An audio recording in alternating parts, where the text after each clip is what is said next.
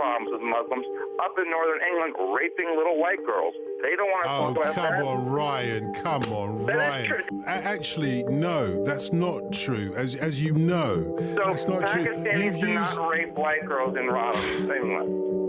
I'm not even going to engage in this conversation, Ryan. It's really beneath me and beneath you as well.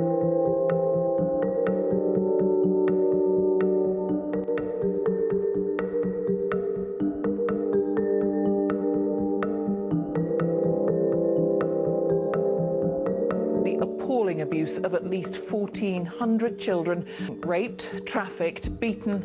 The inquiry says almost all the perpetrators were of Pakistani heritage. Police in particular were reluctant to take the reports from children and adults seriously for fear of rocking the boat with local community relations, because the perpetrators happened, in this case and other cases, to be from a Pakistani community. Thank you for talking to us, Ryan Giderski. Then I do apologise for anything he says that might be offensive. I'm not quite sure why the presenter stopped the interview. I think to speak about what's happened in Rotherham, I don't find that being racist. All races commit abuse. All victims come from different races, different backgrounds. I don't think it's racist to actually speak on that. I think we need to start and talk about situations in order to tackle them and to come to terms with things.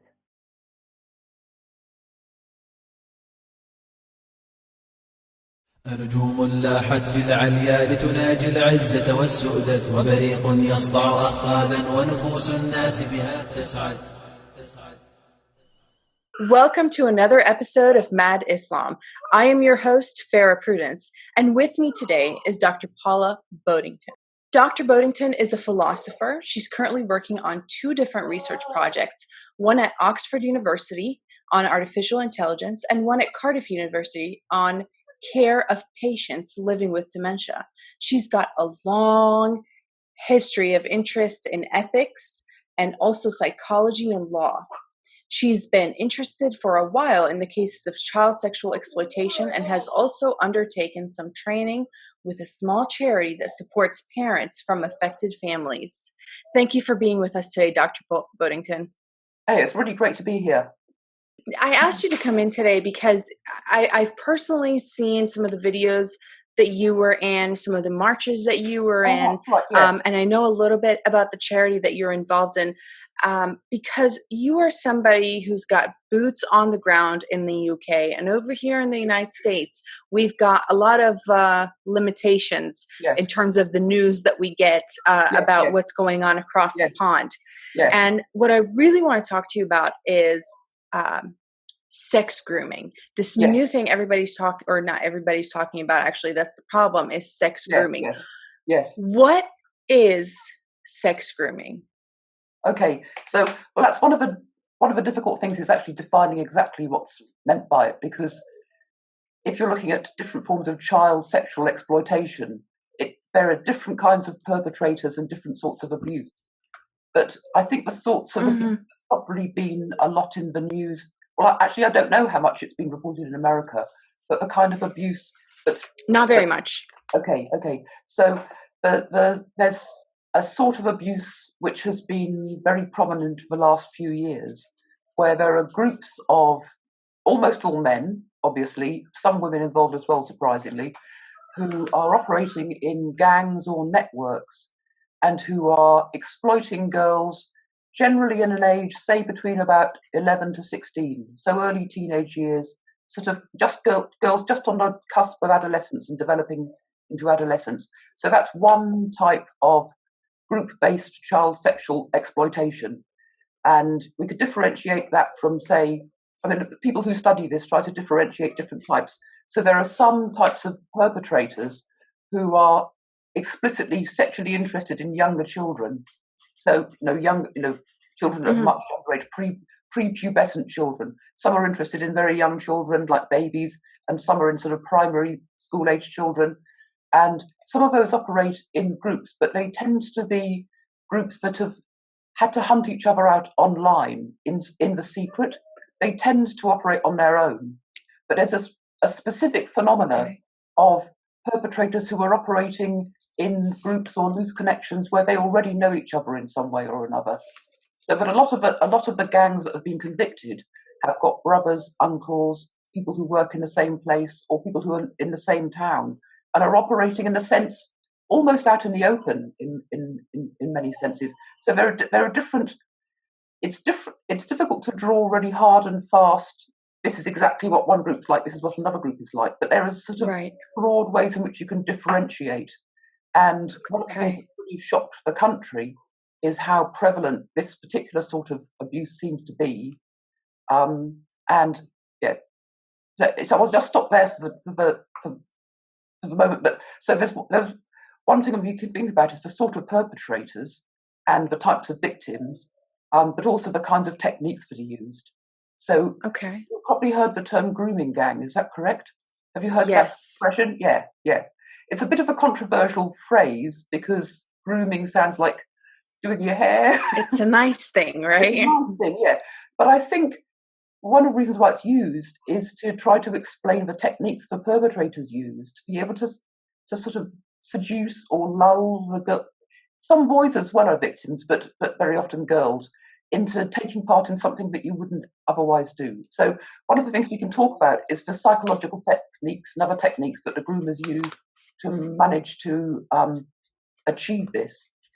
So but perhaps to answer your questions, you could start off by saying a little bit about what American people have been told. Well, what we see is the term sex grooming and sex grooming gangs being used, but nobody actually knows what does that actually mean. And then when we read through the articles, one of the fascinating things that I find is that articles coming out of the UK, especially out of the Independent and such, use a term, a group of Asian men. Yes. And then I look at the pictures and I look at the names and these sound like Muslim names. Yes. And I look at the men and they quite often, like you had said, have the same last name, which I know many people might not know, but I know that makes them relatives, maybe even immediate family. So it really helps. It helps me to understand because you're saying this is almost like a communal thing. It's out in the open. It's not like a bunch of pedophiles that get together in secret and try to do secret. Their families are sometimes well aware of what's going on. So it's almost like a family business or a family project. Yes, So it's definitely the case that some of them are families. And there were, I think, in Oxford, there were lots of cases in Oxford. I think there were 3 brothers operating, or so they're connected. And also, one of the things that also happens as well is that the victims and their families are often threatened in other ways by what's euphemistically known as the larger communities. So it appears to be that there's some level of communities protecting them, or so, for example, people who've been involved in reporting to the police have found that they've got people driving up and down outside their house, threatening them, or turning up in court and threatening them. And so it does have to be that characteristic, because obviously you can understand most paedophiles do it really secretly. Right. So sometimes you will get really. Well, all these cases are really terrible, that goes without saying. Sometimes you will get cases of, say, a man who has been abusing his daughter and the wife is in denial. So you might think, and to that extent, she's covering up or making excuses for her husband. That sort of thing sometimes happens. But this seems to be different. So it seems to be different. So it seems to be much more involved in what you might call an extended family or a community.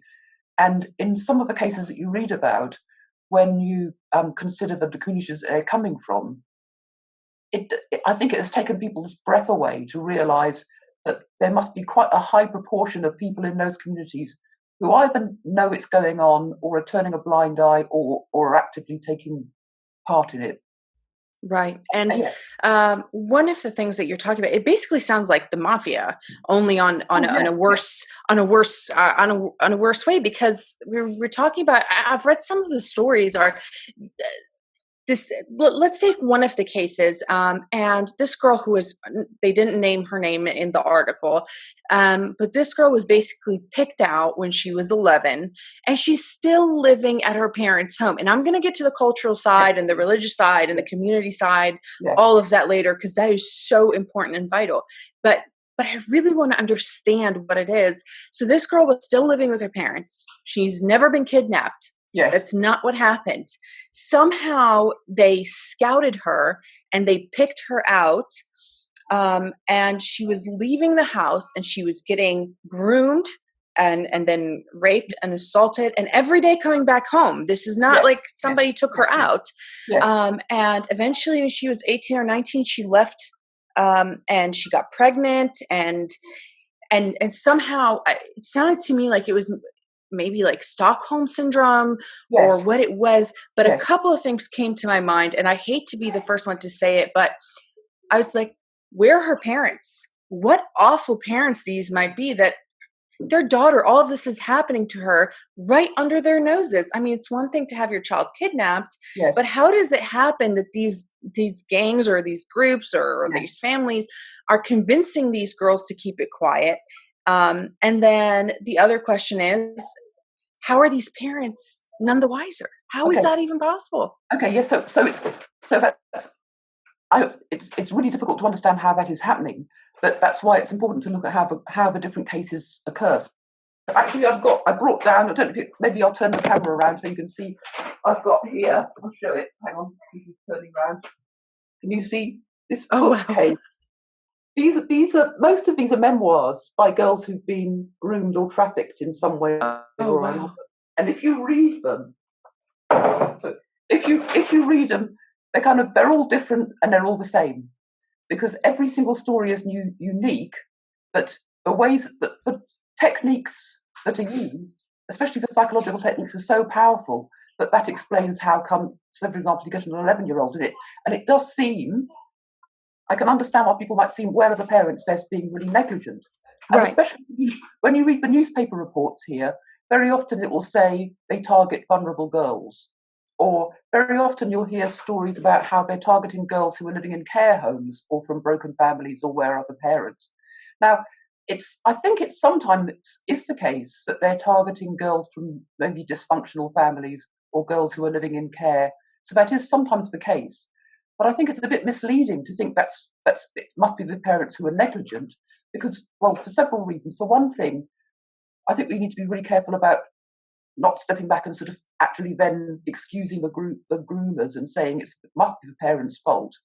And secondly, I think a lot of it is a misunderstanding of how serious and how entrenched the grooming is. Because when you look at a lot of the cases, sometimes the grooming process has actually started much earlier than you think.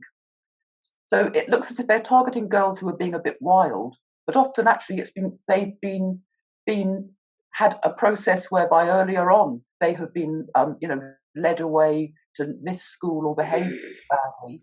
But also another thing is that you say the point of where were the parents? They were at home. What are they doing? So there are so many different techniques the groomers use. So I'll just sort of go through some of them to try to explain. So there are different. Recognise different models that are used to try to recruit the girls into this. I keep saying girls, but not to forget that there are some boys who get involved as well. So there's one model which is known as the boyfriend model, whereby a girl thinks that she has a boyfriend. In fact, there are many, many cases where even years later they don't recognise that it was a really abusive relationship, that they think this man really loved her. But it might start off as a kind of boyfriend, and how that might kind of work is that they might. So, for example, the latest book I've read is by a woman, Sammy Woodhouse, she's actually been on a lot of news programs. She's really active in campaigning about it, and I think she was 14 when the abuse started. So, but it started when she just thought that she had an older boyfriend, and if you sort of cast your mind back to what it's like to be a girl of that age.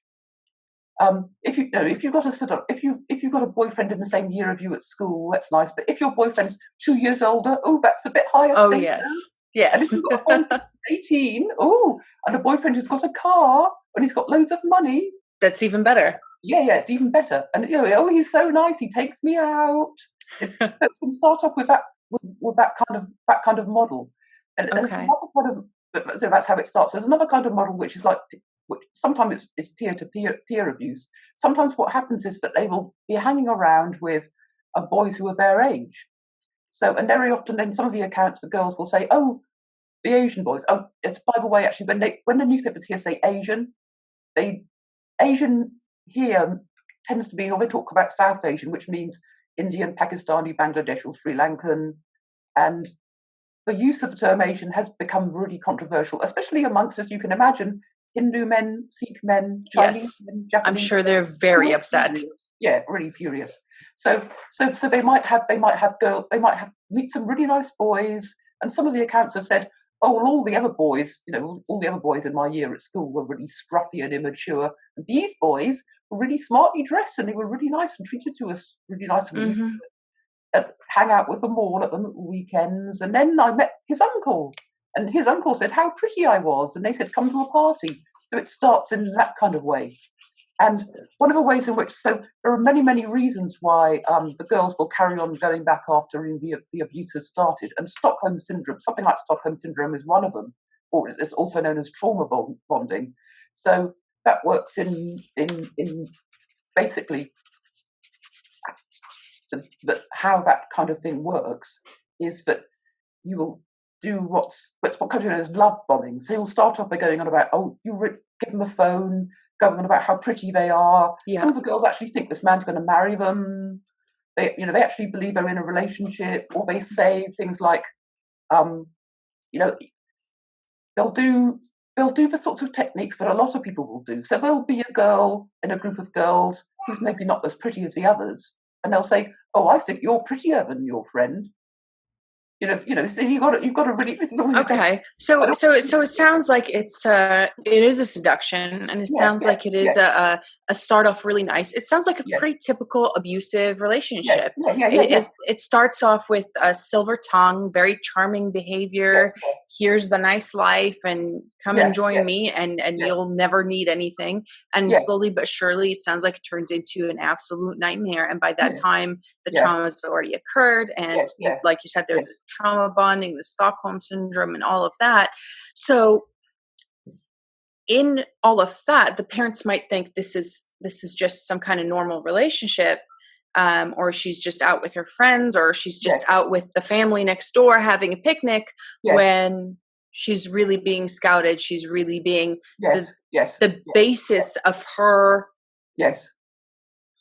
bondage is really starting right then and there. That's pretty scary stuff. Yes. So one of the ways in which they often involve girls in secrets or lying to their parents really early on is that they'll take advantage of kind of like normal levels of adolescent rebellion. So, for example, they might give the girl a drink. And it's okay. No, of course, if you're a teenager, you shouldn't be drinking underage, or you shouldn't be trying a cigarette. Right. Once you have a secret with that person. So you're not going to tell your parents that you stopped off at the sweet shop on the way home from work and the man gave you some vodka. You've got a secret. So that's another way in which you get bonded with them. Wow. And then they will start saying, "Oh, your parents." Say if your parents want them to be home, say your parents don't really understand. They're treating you like a child. I treat you like a grown up. Right. About all those sorts of things. So when they describe girls as vulnerable, and in a sense, all children of that age are vulnerable, aren't they? Yes. The intentions of an older person. And one of the things one of the risk factors for being vulnerable to this kind of attention and grooming is if a child has been recently bereaved, a grandparent has died, an uncle has died, a sibling has died, you're more vulnerable to somebody saying, "Oh, give you a cuddle, come and have a chat with me."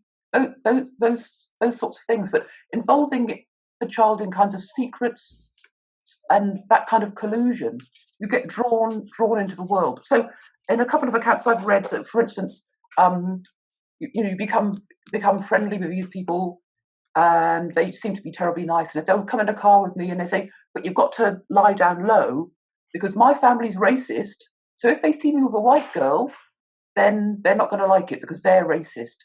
So the girl's nice, thinking, "Oh, the poor thing, he's got a racist family. So I'll go along with that." And then they find themselves it doesn't occur to them that they're lying on the back of a taxi because they're about to get abused. So they also create, it sounds like, again, back into that Romeo and Juliet forbidden love whirlwind type of situation that he's putting these girls at. Other than girls at a young age, girls who might be a little bit more vulnerable or a little bit from, dysfunctional families, are there any kind of physical preferences? I know with other sexual predators, they all seem to have their preference of age, as well as sometimes, usually, of sex, whether it's male or female. And it sounds like from what you're saying, it's predominantly females that are the victims. Do they have a preference in terms of, I don't know, skin color, hair color, race, anything else? Well, it's difficult to say. It's really difficult to say about the numbers because there have been a number of reports in different parts of the country which all suggest that the number of cases that come to trial and are actually the tip of the iceberg. But a lot of some of the accounts suggest that race is a factor in terms of how girls are treated. So some of the girls, a lot of the reports have mentioned that the girls are called white slags, or that this is all that you're suited for. But on the other hand, and some people have said that it's for girls from their own communities who aren't being abused. Personally, I'm sceptical about that. I think that they are, and maybe it's even harder for them to come forward. There have also been, for a long time, there's been abuse of Sikh girls. In fact, going back at least till the 1980s. And in fact, there's a society. Have you heard of a Sikh Awareness Society? No, I have not. Oh, great. Look them up online because they started quite a long time ago, actually, because they felt that their community was particularly being targeted. And they do fantastic work amongst the Sikh community, educating people and trying to save girls who are being targeted so explicitly by men from a Muslim background. That's fair. That it seems to be the case. So in terms of the girls who were targeted, I think, and when you read some of the accounts, some of the girls say that they feel as if out of a group of girls they can tell who's going to be most vulnerable. Now, but I think that's the case in a sense for out of a group of people, there's always somebody who's the most vulnerable, whether it's your personality, you're less confident about your looks, you're not doing well at school, you're bullied. So this very often girls will say, oh, they moved schools and they were bullied, didn't have any friends. It's right. It's the way I look at it, it's kind of like when like the big cats hunt herds of antelope or zebra. In any herd, there are ones who've got a limp, or are they oldest or the youngest, or they're not so fit. They'll go for them. But if they're all fit, there's still going to be one who's at the back. Yeah, not everybody can run at the same pace. I completely understand that. And from what you're saying, it sounds like, and I agree with you. A lot of people will say that, the maybe, so predominantly, most of these guys that are coming out in these gangs are Muslims. Okay, there's no doubt about it. The newspapers might want to call them Asians. People might want to call them aliens. Do whatever you want to say. When somebody's name is Muhammad Ibrahim, he's 100% a Muslim. And this does not mean that Muslim girls are not going through this, but they will be going through this under a different lens. It'll be something done under what is considered Sharia accepted or Sharia compliant, which means that she might not be passed. She most definitely will not be passed around from one guy to the next. But at about 11 years of age, she is definitely available for marriage. So 100% guaranteed that is happening in England or in the UK in general. Wherever there's a Muslim community, there's underage marriages taking place. They do not have to register them with the state because they don't believe in the power of the state to begin with. All they have to do is go to their local mosque or the imam or the sheikh and get the marriage done that way. So it might be under a different name. It might be child marriage, but nonetheless, it is a horrid thing for people to have to go through. And these accounts, Dr. Boatington, have been, I read an article the other day that said it's been going on for 40 years. some of this stuff. I think it probably has been actually. So I do, and I do want to, because the whole situation is very complex, and there are other ways in which they're groomed, which we can get back to. I do also want to emphasise that there's sexual abuse in all communities, and Absolutely. There's a huge amount of online grooming, for instance. Particularly boys are vulnerable to that. So that I really want to make sure, because we need to tackle all of it, but just this particular type of phenomenon. So I think there's often a debate about people saying, "Oh, white men do it more than these," but I kind of think that's irrelevant, because we need to tackle all of it. But I think if you're going to tackle anything, it's like if you're tackling a disease, you don't go to a doctor and the doctor says, "Oh, I know what's wrong with you. You've got a disease." You need to understand it. So we need to understand what the particular forms that it takes in different manifestations. And I agree with you. Listen, a lot of people will talk to me and say, well, rape happens in every culture, on every race. There's Christians that rape. Well, no, you can't, it's incompatible with Christianity for you to go and rape somebody. Okay. The problem lies, some people that call themselves Christians go out and rape. Some people that call themselves Jews go out and rape. Some people that are white, black, real Asian go out and rape. Everybody does. Not everybody, but out of every group, you're right. But this is, in this particular, the one of the most horrible things about this is that it's not in secret.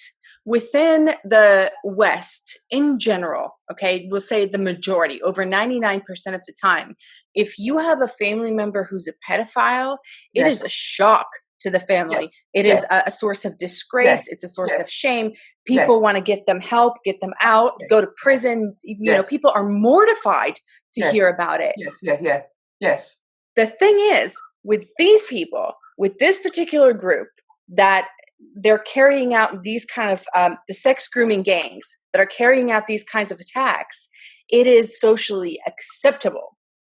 That's the problem. The problem is that their communities, for a lot of times, are covering it up. Like you said, there's the people getting threatened. Why? Because it's acceptable. That, to me, is perhaps one of the most shocking things of what's going on here. You hear about, for example, nunneries where there was child abuse going on, but the Vatican is running around trying to fix it or trying to cover it up because it's a problem. You know, Catholics are trying to clean up the church, and they're trying to really take hold of all of these scandals that are getting uncovered. But in those communities, it's the victims that are getting threatened. It's victim blaming. It's blaming the parents. It's blaming what was the term you said? The white slanks. So that's another term for Demi. That's another term for somebody who's Do you have that? Who's replaceable in America? A slag. You know what a slag is? A slag. No. A slag would be like a woman who is too free with her favors, to put it politely. But so a white slag would be, it's just a really abusive term. So it does seem to be a problem that there's at least a degree of community acceptance. Having said that, there's a man who has become very famous in the UK about this, who was the chief Crown prosecutor for the North West of England. What's his name?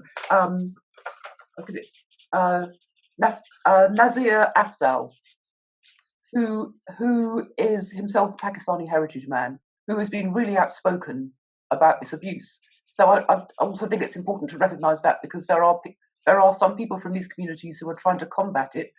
So he was responsible for going back and examining some of the cases which had been put up for trial and then dropped.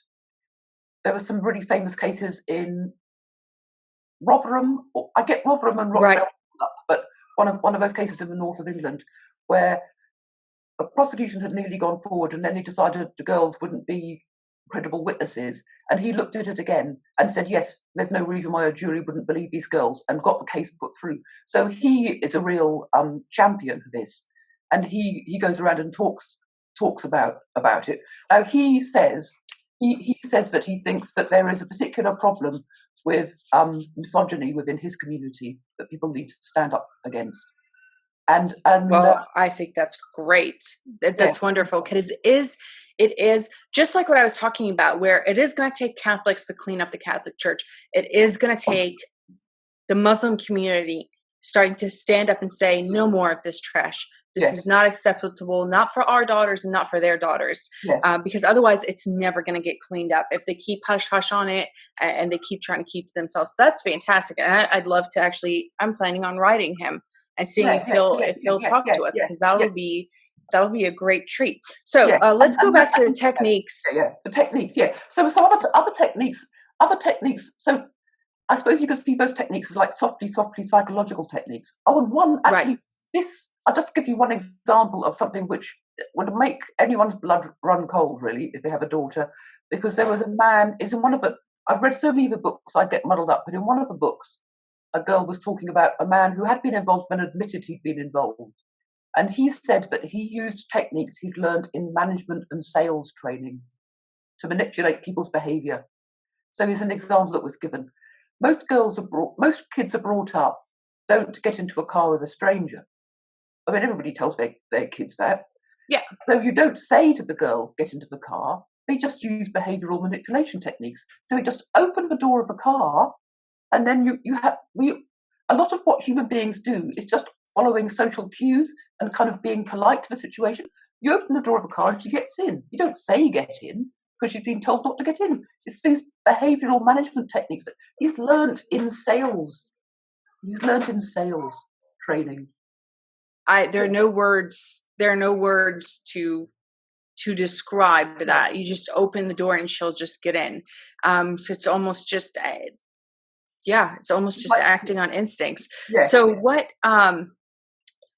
wow. So we're going to do a series about this, because there's no way we can wrap up everything about this in one episode. We're going to keep doing them in hopefully 30-minute increments. And we are waiting for our viewers to send in their questions. We're going to try and get everything answered as much as possible. If you could give one piece of advice, just in closing, to parents who are like, wait, what if this is happening in our community? What if this is happening in our home? What would be the one piece of advice that you have to say to them? Well, I can, if we do another one, I can, because this charity I work with and other people have got quite a lot of detailed advice about parents. But one is to watch out for kinds of signs of behaviour which indicate that something is going on in the girl's life or the boy's life. Now, one of the difficulties is, because I remember when I went to my first training, we were given a list of these sorts of behaviours. A lot of the behaviours overlap with normal adolescent. It's such a difficult time of life. So things like grades dropping at school, changes in their appearance, secretive. They've got things, money you didn't know where they got the money from, a mobile phone you don't know where they got it from. Changing groups of friends. They used to be friends with a nice girl who practiced piano all the time, and now they're friends with somebody who's hanging out with a different crowd. Those sorts of things. But you see, a lot of and if that happens, then write everything down. Write everything down and keep a careful record. There are groups of parents. So we'll get onto another time. We'll get onto sorts of things, how it affects families, and other techniques that you use. But there are groups of parents who have just absolutely bent over backwards to follow where their daughters are, take car registration numbers, track mobile phones. And there are parents who have been driven to things like actually reading their daughters' diaries and rifling through their clothes because they have been, so despairing. But there have been parents who have handed over lots of information to the police. There are parents who've been going around with cameras, following their daughters, seeing where they're going, tracking. But those are really in extreme cases. But yes, so, and also always, this is just one piece of advice. In lots and lots of cases, especially when the girls are sort of suffering from trauma bonding or are in denial, or what often happens is they've been threatened. We can talk about that next time. They're really frightened because they've been threatened so much. Over and over again, people will say it was just one person. It was just one person who made them realise that they could go somewhere for help. So that in one of the stories, actually, in one of the accounts I read, actually, it was another Muslim man who knew the groomers, who sort of sat and had a chat to her. It might be a teacher at school. It might be you. It might be your mum. It might be anybody. So never, ever, ever, if it's happened to you or to one of your friends, never, ever, ever, ever close the door on them. Because one day you might be the person who makes them see what's going on and who manages to get them help. Often it's just, people just say, it's just one person who made them realise what was happening. So that would be my one piece of advice. That's fabulous. Never ever give up. Never give up. Never give up. Listen, that's the same kind of advice that people give about women and even men who are in abusive relationships, whether they're married or just boyfriend and girlfriend, or civil couples, whatever it is. Don't give up. Always try to be the light that they have, and always have the help available.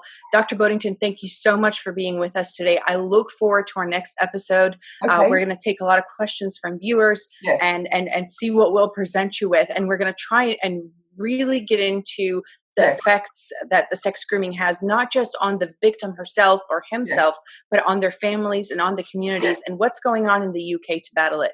Thank you so much for being with us. Great. Lovely to speak to you. Even though it's such a terrible topic. Well, this has been Mad Islam. You have a good night. Okay, and you too. Bye-bye.